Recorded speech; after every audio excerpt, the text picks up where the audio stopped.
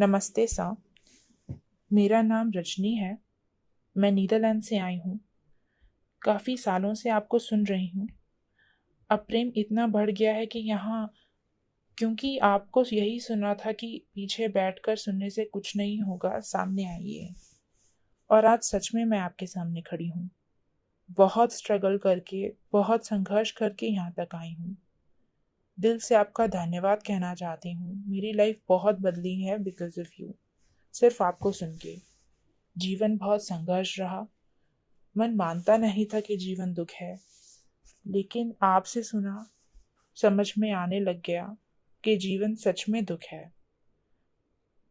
पर आपसे सुनते सुनते, प्रैक्टिस करते करते, ओशो जी को भी बहुत सुना था जीवन में। उनको फॉलो करती थी। लगता था कि कोई लाइफ मुझे मिले हैं। और अब लगता है कि नहीं, जीवन दुख तो है, पर उसके साथ सुख की घड़ियां भी हैं जो हम आपके साथ बिताते हैं। तो उसके लिए बहुत धन्यवाद। एंड मेरा क्वेश्चन ये है कि हम लोग हाउस वाइफ हैं और 55 से 60 में हम लोग बहुत फैमिली ओरिएंटेड रहे हैं। हमें इतनी अपॉर्चुनिटी नहीं मिली हम आगे आ पाए। अभी हम बहुत बड़ा ग्रुप हैं वहाँ नीदरलैंड्स में भी। उनके लिए कुछ होता नहीं है। समाज उनको बहुत दबा के ही रखता है। चाहे वो फैमिली हो, चाहे, उनको आगे नहीं बढ़ने दिया जाता। और हमारे हाथों में भी कोई इतनी पावर और शक्ति नहीं कि हम कुछ कर पाएँ। आई थिंक फॉर मेरे लिए, मैंने पर्सनली बहुत एफर्ट डाला है, तो मैं यहाँ तक आ पाई हूँ। लेकिन मैं उन सब औरतों के लिए एक आवाज़ बनना चाहती हूँ कि ऐसा क्या करें कि वो लोग आगे आ पाएँ। देखिए, दीवारें सारी दिमाग में हैं। मुझे नहीं लगता कि सूचना की कमी है या रुपए पैसे की कमी है या सरकारें बाधा बन रही हैं या समाज बाधा बन रहा है। एहसान है हम सब पर उन लोगों का जिन्होंने दुनिया के संविधानों को महिलाओं के लिए न सिर्फ अनुकूल बनाया, समानता के अधिकार दिए, बल्कि महिलाओं को कुछ विशेष सुविधाएं भी दे दी पुरुषों की अपेक्षा। तो कानून विधि विधान के तल पर तो महिलाओं के लिए कोई अड़चन बची नहीं है, कोई लीगल ऑब्स्टेकल तो नहीं है। मैं समझता हूँ आर्थिक दृष्टि से मजबूत ही होंगी, संपन्न ही होंगी, या कम से कम इतना आर्थिक बल तो उनमें होगा ही कि चाहें अगर तो बाहर निकल कर स्वेच्छा से जो चाहें कर सकती हैं। उदाहरण के लिए भारत ही अगर आना है तो उसमें बाधा या बॉटलनेक ये तो नहीं हो सकता कि फ्लाइट के टिकट के पैसे नहीं हैं। वो समस्या तो अधिकांश महिलाओं पर नहीं आ रही होगी। तो समस्या फिर कहाँ है? मैंने शुरुआत में ही कहा, समस्या अभी मन में है। समस्या मानसिक है। दीवारें सब मन में हैं और दीवारों को वहीं गिराना पड़ेगा जहां वो हैं। मन में है तो मन में ही गिराना पड़ेगा। स्त्री को अपनी आत्म छवि बदलनी पड़ेगी। हम संसार को जैसे देखते हैं, हमें अपना दृश्य, अपना दर्शन बदलना पड़ेगा।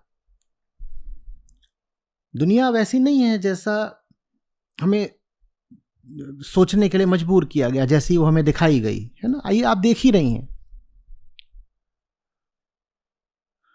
दुनिया वास्तव में कैसी है, इस पे गौर करना पड़ेगा और खतरे उठाने पड़ेंगे। क्योंकि आज़ादी बहुत प्यारी होती है, बड़ा रस है, आनंद है, लेकिन वो मूल्य मांगती है और खतरे खड़े करती है। और खास तौर पर जब व्यक्ति अभ्यस्त हो गया हो दीवालों की पिंजड़ों की सुरक्षा में रहने का, तब खुला आकाश और ज्यादा खतरनाक लगता है। एक मैना है छोटी सी, और उम्र भर वो स्वर्ण तीलियों वाले पिंजड़े में रही है, और सुरक्षा पूरी है, और खाने पीने का प्रबंध है पूरा, और सब उसे मानते भी बहुत रहे हैं, मेरी मैना मेरी मैना, जैसा घरों में होता है सबको, मेरी मैना मेरी प्यारी मैना। और वो अपना एक एयर कंडीशनड हॉल में उसका पिंजड़ा टंगा हुआ है, और जो साधारण वन की मैना होती है उसकी अपेक्षा वो सुंदर भी ज़्यादा दिखने लगी है। क्यों? क्योंकि खाने पीने को बढ़िया मिलता है, शरीर पर कहीं टूट फूट, खरोंच के, संघर्ष के, युद्ध के कोई उसको घाव नहीं, निशान नहीं, तो सुंदर भी अपना दिखती है। अब आप उसका अगर पिंजड़ा खोल देंगे, कहेंगे आकाश की ओर जा, तो खतरा तो है, क्योंकि कभी उड़ी नहीं है, तो उड़ना उसको ठीक से आता नहीं। इसके अलावा सुरक्षा की वो आदी हो चुकी है, और वहां चील, बाज, गिद्ध सब घूम रहे हैं, और साधारण पक्षी तो उनसे बच भी ले। ये जो अभी अभी अपने स्वर्ण पिंजड़े से निकली है, इसको ज्यादा मुश्किल हो जाएगा, क्योंकि इसने तो कोई प्रतिकूलता कभी जीवन में देखी ही नहीं। इसको तो जो लोग मिले सब वही मिले जो इसको रुई के फाहे में रखते थे, पैम्पर करते थे। तो ये तो हो सकता है गिद्ध को भी यही बोल दे, जी बोलिए क्या, चाय लेंगे, शरबत लेंगे बड़े भैया। वो खतरा उठाना पड़ेगा, उसमें मौत का खतरा भी शामिल है। जी, यही शायद मेरा हाल है। खतरा उठाना बहुत मुश्किल लग रहा है स्टिल अब तक। अनुपम जी मेरे काउंसलर हैं, वो जानते हैं मेरे मन की कंडीशन, कि मैं हर कदम पर डर रही थी, क्योंकि पहली बार ऐसा हुआ है। छोटी छोटी बच्चियां अब्रॉड जाती हैं पढ़ाई करने, क्या खतरा है, क्या खतरा है? सर, कोशिश की थी 2020 में आने की, पर माया या प्रकृति ने रोका कि कोरोना का। मैंने बुकिंग की हुई थी बिकॉज ओनली फॉर यू, आपके लिए आ रही थी। फिर सेकंड हुआ कि हेल्थ इशू आ गए, एडमिट करा दी गई 2021 में। फिर बुकिंग कराई तो वॉर का सीन आ गया, तो मैंने अपना पेशेंस नहीं छोड़ा। रीज़न वही था कि आपके प्रति बहुत सम्मान और रिस्पेक्ट रहा कि मुझे यहाँ तक पहुँचना अब एक बार आ गई है ना, अगली बार आना ज्यादा सहज लगेगा। वो जो पहला कदम चौखट से बाहर निकाला जाता है वही अटकता है, उसी में दिल कांपता है, करा नहीं होता ना। और बहुत तरह की चेतावनियां सुनी होती हैं जीवन भर, कि बाहर निकलोगी तो ऐसा हो जाएगा, फलानी निकली थी, देखा उसका क्या हाल हुआ, बहुत तेज बनती थी,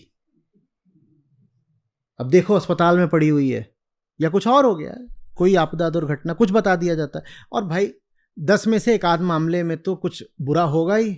अभी आपके ऊपर है कि वो जो एकाध उदाहरण है उसको कीमत देनी है, या 10 में से जो 8-9 वाला पक्ष है उसको मूल्य देना है। ये तो आपकी नीयत पर है। एक बार कर लिया आगे हो जाएगा। जब भी अड़चन लगे अपने आप को याद दिलाइएगा, बाधा कहीं बाहर नहीं है, दीवारें भीतर है। नई दुनिया रोक रही है। कौन सी एयरलाइन है जो कहेगी कि आप जीवन भर गृहिणी रही हैं और भारतीय सुसंस्कृत महिला हैं तो आपको टिकट नहीं देंगे? कहे कि आदर्श भारतीय नारी वही है जो कभी आकाश में उड़े नहीं, अपने पंख तो नहीं फैलाए, पंखों वाले विमान में भी ना बैठे, विदेश से भी भारत आना हो तो उसके लिए बैलगाड़ी है, ऐसा कोई बोलेगी एयरलाइन? तो बाधा बाहर थोड़ी ही है, या वीजा मिलने में दिक्कत आएगी, कुछ ऐसा है। भारत में भी अफगानिस्तान वगैरह जैसी हालत है कि कहाँ जा रही हैं महिलाओं का, किसी सामाजिक जगह पर। अभी वहां पे फुटबॉल चल रहा है, वर्ल्ड कप, वहां इसी बात को लेकर विवाद हो गया कि ये महिलाएं कहां से आ गई स्टेडियम में। और महिलाएं अब एकदम वो बेकाबू हुई जा रही हैं। वो कुछ ने आकर के स्टेडियम में अपने बाल काटने शुरू कर दिए। ईरान में जो चल रहा है, उन्होंने कहा यही अच्छा मौका है, दुनिया भर की मीडिया यहां मौजूद है, इनके सामने काटो बाल तो सब देखेंगे। वहां मैच चल रहा है, वो अपने बाल काट रही हैं। लेकिन ठीक है, वो भी कर लिया, कोई जेल तो उनको नहीं भेज दिया गया। हाँ, मौतें होंगी, ईरान में हुई है मौत, ठीक है, हर चीज के दाम होते हैं ना, मुफ्त क्या होता है। आजादी इतनी ऊंची चीज है, उसके थोड़े बहुत दाम चुकाने पड़ रहे हैं तो कोई बात नहीं। कुछ और नहीं बन पाए तो उदाहरण बन जाएंगे, कहीं और नहीं आए तो अखबार में आएंगे।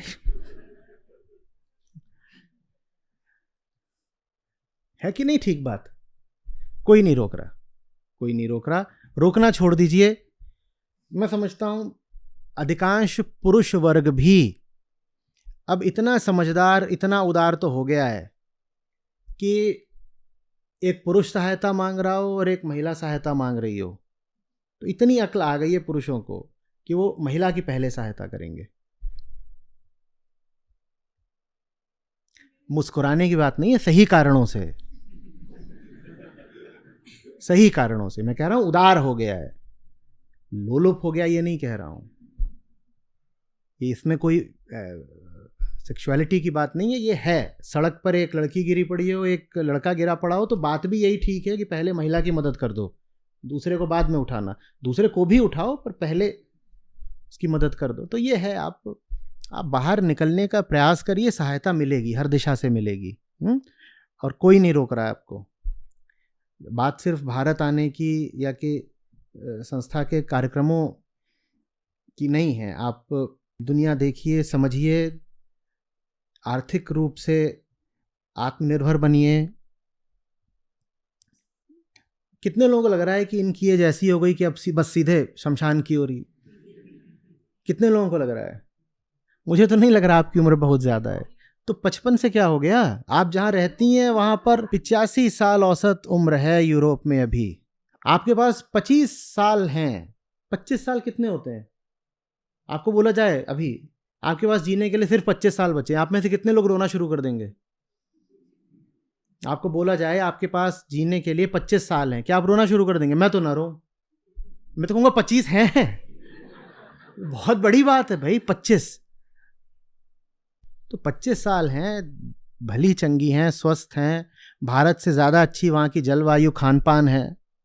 हाँ, तो अपना आप दुनिया में एक मुकाम बनाएं, जानें, समझें, ताकत अर्जित करें, जितने तरह के हो सकता है अनुभव लें, दुनिया का भ्रमण करें। अगर आर्थिक स्थिति अनुमति देती हो तो भ्रमण नहीं कर सकते तो भी जितना पढ़ सकते हैं पढ़ें, कोर्सेज में एनरोल करें। मर जाएंगे फिर क्या करेंगे? या इन सब कामों को तब तक टालना है जब तक, या पुनर्जन्म वगैरह में ज़्यादा यकीन है कि कुछ काम आगे के लिए तो पेंडेंसी छोड़नी चाहिए ना? जो करना है, जो करना है अभी करना है भाई। और कोई भरोसा नहीं है, कोरोना का चचाताऊ कोई आ रहा हो। चीन में आज ही वो जी जिनपिंग के खिलाफ नारे लग रहे हैं बहुत जोर जोर से, क्योंकि वहां इतना फिर से छा रहा है कोरोना कि वहां लॉकडाउन कर दिया, सबको बंद कर दिया, वो इतने परेशान हो गए हैं। वो अभी ये भी हो सकता है कि ठीक हम जब यहाँ बैठ के गोष्ठी कर रहे हैं वहाँ गोलियाँ चल रही हों, क्योंकि चीन में ऐसा ही होता है। वहाँ ज़रा सा तुम नारे लगा दो कम्युनिस्ट पार्टी के खिलाफ, वो खट से गोली चलवा देते हैं। याद है ना 1989 तियानानमेन? वैसे तो, और जब चीन में कुछ होता है तो फिर, जब चीन में कुछ शुरू होता है जीवों, जंतुओं, कीड़ों से संबंधित, तो फिर आगे क्या होता है? पूरी, अब चीन में हो गया शुरू। अगर चीन, कहते हैं ना, चीन को छींक आती है तो पूरी दुनिया को जुकाम हो जाता है। तो हम क्या इंतजार कर रहे हैं? अगला वायरस आए, उठा के ले जाए? कभी भी आ सकता है। 2019 के नवंबर में, अभी नवंबर ही चल रहा है, 2019 के नवंबर में आप में से कितने लोगों ने सोचा था कि अगले 2 साल प्राणघातक होने वाले हैं? किसी ने सोचा था? हो गए ना। और 2019 के नवंबर में ही शुरू हुआ था। वैसे ही 2022 का नवंबर है, फिर से चीन में कुछ गड़बड़ शुरू हो गई है। क्या भरोसा कल का। जो कर सकते हो, जितना कर सकते हो, जितना डूब सकते हो करो ना, एक भी पल व्यर्थ मत गवाओ। 25 साल बहुत ज्यादा है। आप 5 साल छक्के जी लीजिए, जन्म सार्थक हो जाएगा। और डरिए मत बिल्कुल। मजा ही है जीने का खुद को चुनौती देने में, खुद से भिड़ने में और खुद को हराने में। जो आनंद है वो किसी और चीज में नहीं है। भिड़ के देखिए खुद से। हाँ, बस लगे रहिए। सर एक और क्वेश्चन है कि बचपन से कबीर साहब के दोहे घर में चलते थे, स्पिरिचुअलिटी की प्रैक्टिस बचपन से ही रही है, लेकिन इतनी क्लैरिटी नहीं थी जितनी क्लैरिटी आपको सुनकर आई। तो कहीं ना कहीं आत्मा इतनी खुश होती है कि मैं उसमें डुबकी भी लगाती हूँ, क्योंकि वहाँ हमारे पास समय बहुत होता है। अब थोड़ी सी मन को लालच आने लग गई है कि ये सिर्फ डुबकी ही है, तैरना क्यों नहीं आता।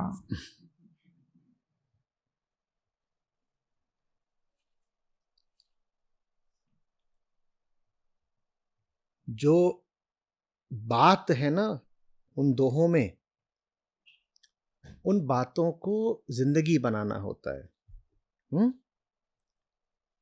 तभी उनका असली अर्थ भी समझ में आता है। नहीं तो बात बात जितनी ही रह जाएगी। और बात कोई ऊंची से ऊंची भी हो तो भी है तो बात ही। बातों से पेट नहीं भरेगा और बातों से जीवन परिवर्तित भी नहीं होगा। कर्म चाहिए, श्रम चाहिए, साहस नहीं दुस्साहस चाहिए। सर वो कोशिश की थी तभी डुबकी लगी, लेकिन बस आगे बढ़ते रहिए। बहुत भविष्य की मत सोचिए। ये मत कहिए कि अभी ये छोटा सा कदम आगे बढ़ाया, इससे कहां पहुंच जाएंगे। वो जो कर्व है ना आगे बढ़ने का, वो ऐसे एक्सपोनेंशियल होता है। ऐसे जब उसकी शुरुआत होती है तो उसमें कोई स्लोप होता नहीं, बहुत हल्का। तो लगता है ये तो ऐसा ही है, कहीं आगे बढ़ ही नहीं रहे, ऊंचा जा ही नहीं रहे, तो फ्लैट है। फ्लैट नहीं है, ऐसे ऐसे जाते जाते तो ऐसे ऐसे जैसे जैसे प्लेन टेक ऑफ करता है।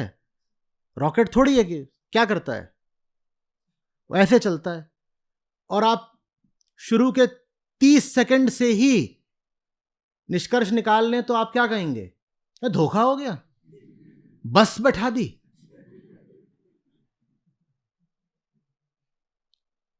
रोक रहे, कंडक्टर कहां है, बोले थे उड़ेगा, ये तो चल रहा है।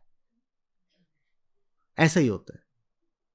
आपको नहीं पता चलेगा चलते चलते कब आप उड़ना शुरू कर देंगी। आप चलिए तो सही और पूरी जान लगा के चलिए। और जब चलिए तो ये ध्यान रहे कि पंख खुले रहें, उड़ान अपने आप हो जाएगी।